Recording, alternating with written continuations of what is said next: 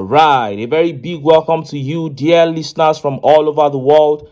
It is a pleasure to have you once again on The Truth with Ben Jokes, your trusted channel for political analysis. Headsmen attack. Enough is enough. Imo community petitions Tinubu. Now, if you live in a city or a big town in Nigeria, you are likely not to know the security situation of the country today. But believe me, it is terrible. And my counsel to southern Nigeria is don't play this game. Hope Uzodinma of Imo State, Peter Mba of Enugu State, Ayedatiwa of Ondo State, and Oyebanji of Ekiti State. Don't play this game of selling your people out to killer headsmen in the quest for political power. And if the governors have sold out, the state assembly members should wake up and do the needful. These terrorists are flocking into southeast and southwest forests even as we speak. They must be stopped.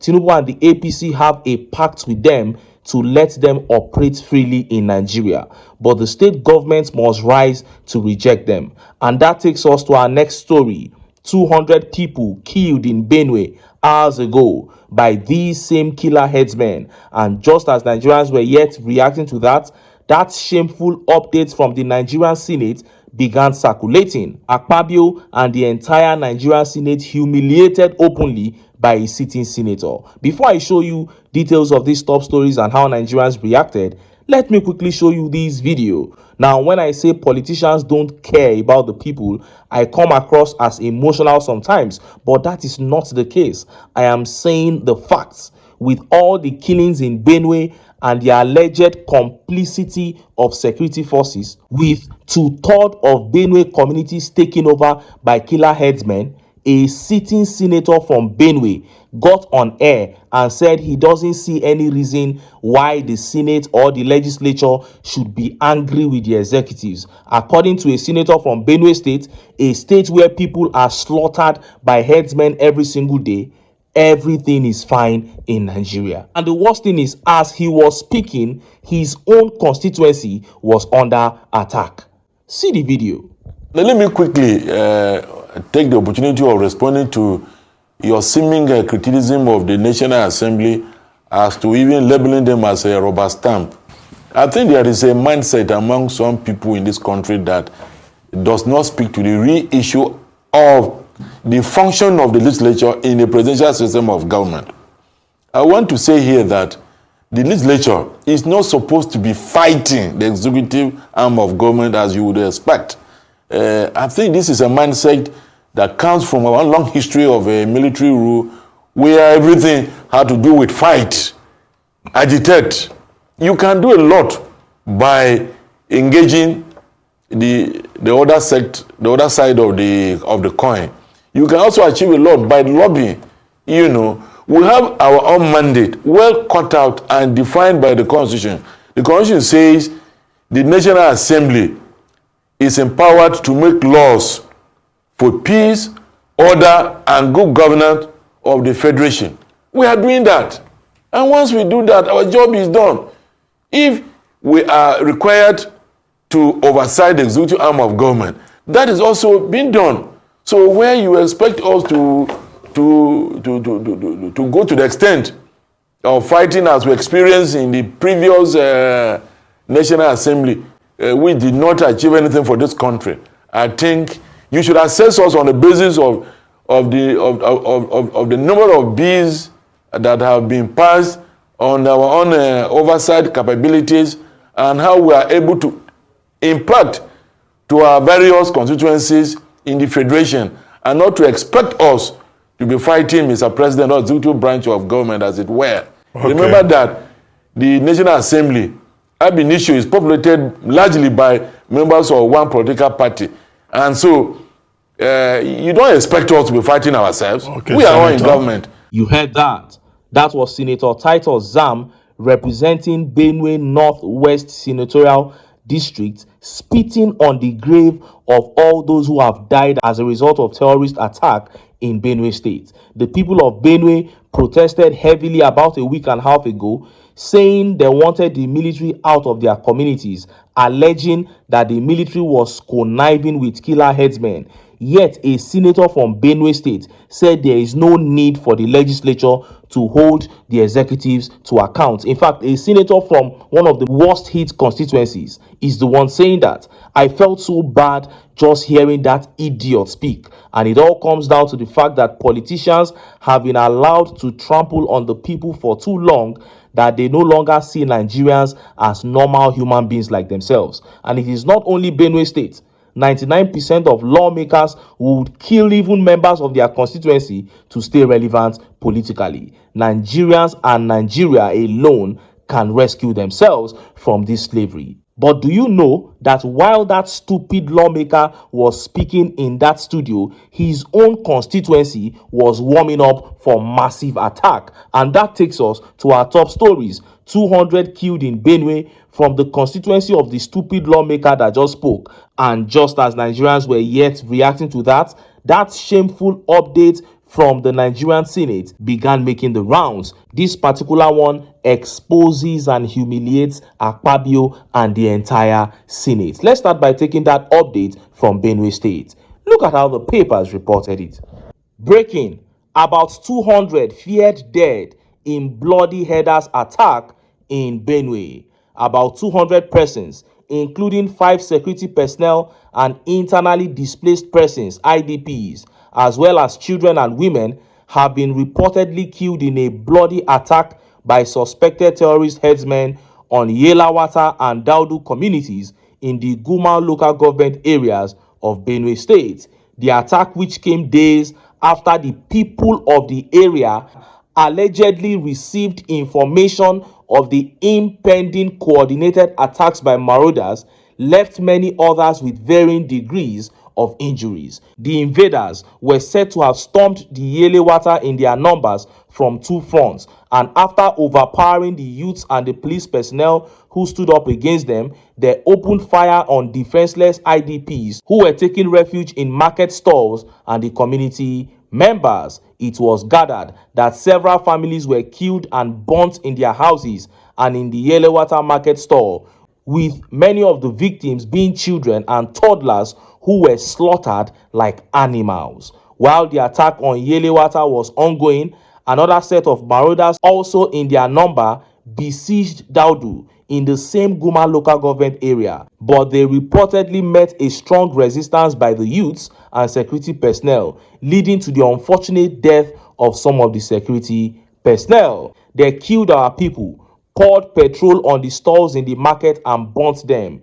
In those stalls, we had people who moved from places like Branch Uday and people displaced from nearby villages who slept in them because of the proximity of the police and soldiers there.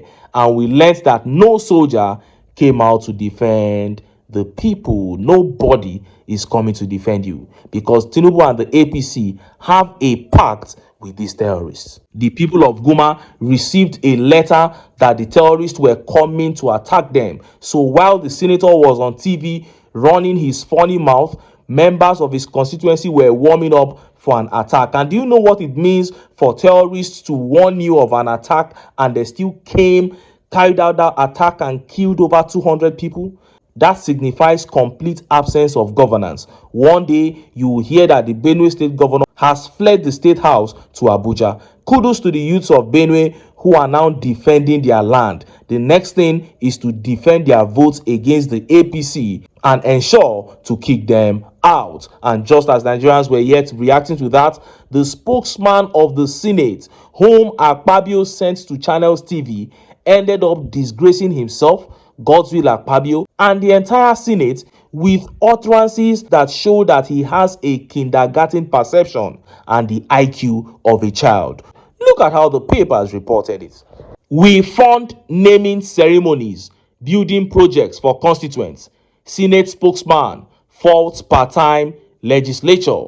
The Senate spokesman, Yemi Adaramodu, has faulted advocates of part-time legislature, noting that it will endanger democracy and stop the lawmakers from things they do for constituents, such as funding naming ceremonies. According to Senator Adaramodu, APC Ekiti South, if the parliament is on part-time, then it means democracy is on part-time. There is no democracy that derides its parliament and thrives. The Nigerian parliament is not only for lawmaking. We do oversight function. We advocate for our constituents. It will just be bewildering that even out of the three arms of government that we have in Nigeria, it is only the parliament and the parliamentarians that our people have access to, like me and others. We go home almost every time, and we are the ones when they give birth to a new baby, they ask for naming ceremony funds. When they are building a new house, it is from us they ask for assistance. So if the parliament was not there, who do you expect our constituents would run to? You heard that. We give them funds for naming ceremonies. That was what a sitting senator could list as one of his duties on national TV. Do you know that if the last child that was named could speak, he would have thought of something better to say than what he just said? Senator Adaramodu. And this man gets 2 billion naira as constituency allowance. Each senator gets 2 billion naira. House of Rep 1 billion naira. So this is what you do with your 2 billion naira, Senator Adaramola. They removed subsidy, threw Nigerians into suffering, and began giving senators 2 billion naira as constituency allowance, and they go and use it to pay for naming ceremonies in their constituencies. It is still puzzling that the Senate chose Yemi Adaramodu of all people to be the spokesman of the Senate. The Nigerian Senate is a conglomerate of clowns, we know, but there are still one or two senators who would have made, far more decent spokespersons than this clown here. You pay for naming ceremonies of constituents. So, sponsoring naming ceremony is your constituency project, right? The AKPABIO-led National Assembly is nothing short of a disgrace. Anytime AKPABIO himself opens his mouth to speak, he always says nonsense.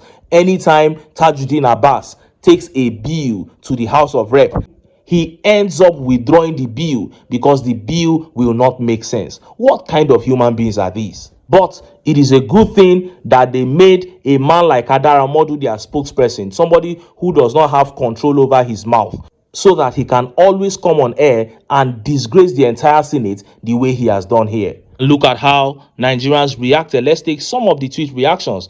This tweet here by Elijah Agumbiade says, Oga Yemi Adaramodu, why are you disgracing our constituency? Your constituency project is to be funding naming ceremony. How did you become senator? Shame. It is such a big shame. This is somebody from his constituency in Ekiti reacting to his shameful display on TV. And the tacit on here says, funding naming ceremonies. And these guys represent us. Well, these are the guys that represent us for now until we start using our senses. And Shola here says, oh my God, see how Nigerian political office holders over the past 29 years of uninterrupted civil rule have wickedly continued to make the masses poorer and over-dependent on them. This has been their constituency project year in, year out. That is it. They want the masses to be so dependent on them. Somebody is coming to beg you for money to name his own child, and that is what you are happy about to say on national TV. And David here says, how does one expect Nigeria to progress with such a spurious argument from a senator who ought to know his onions? You are elected a senator to fund your constituents' naming ceremony. It is so shameful. And the whole world is hearing this thing. Tomorrow they will come and say that it is Peter Obi that is demarketing Nigeria. And Faiz Abdulaziz here says, why is Nigeria practicing democracy? Why? The thing we call democracy here is hampering the progress of our country. We have thieves presently in all arms of our government. That is it. That is what we have. And when they say, why are we practicing democracy? My answer is, even if it is not democracy, if you bring in the military and they start doing the same thing or even worse, you will still need that same solution. And the solution is for the people to say no. That same no, if you are able to say it under the military or under this fake democracy that we say we have, it will work.